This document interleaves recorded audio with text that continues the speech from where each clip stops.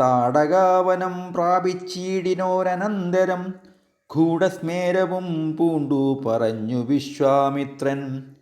രാഘവ സത്യപരാക്രമവാരിധേ രാമ, പോകുമാറില്ലീ വഴിയാരുമേ ഇതുകാലം കാടിതു കണ്ടായോ നീ. കാമരൂപിണിയായ താടക ഭയങ്കരി വാണിടും ദേശമല്ലോ. അവളെ പേടിച്ചാരും നേർവഴി നടപ്പീല. ഭുവനവാസി ജനം ഭുവനേശ്വരാ പോറ്റി.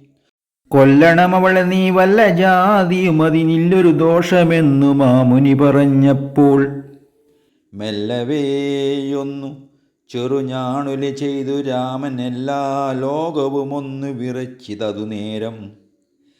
ചെറുഞാണുലി കേട്ടു കോപിച്ചു നിശാചരി പെരികെ വേഗത്തോടുമടുത്തു ഭക്ഷിപ്പാനായി. അന്നേരമൊരു ശരമയച്ചു രാഘവനും ചെന്നു താടകമാറിൽ കൊണ്ടിതു രാമബാണം.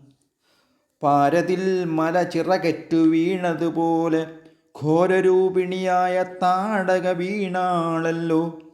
സ്വർണരത്നാഭരണ ഭൂഷിതഗാത്രിയായി സുന്ദരിയായ യക്ഷി തന്നെയും കാണായി വന്നു.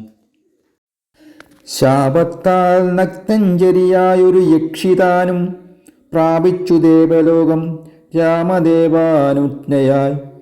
കൗശിക മുനീന്ദ്രനും ദിവ്യാസ്ത്രങ്ങളെ എല്ലാം ആശു രാഘവൻ ഉപദേശിച്ചു സലക്ഷണം. നിർമ്മലന്മാരാം കുമാരന്മാരും മുനീന്ദ്രനും രമ്യകാനനെ തത്ര വസിച്ചു കാമാശ്രമേ.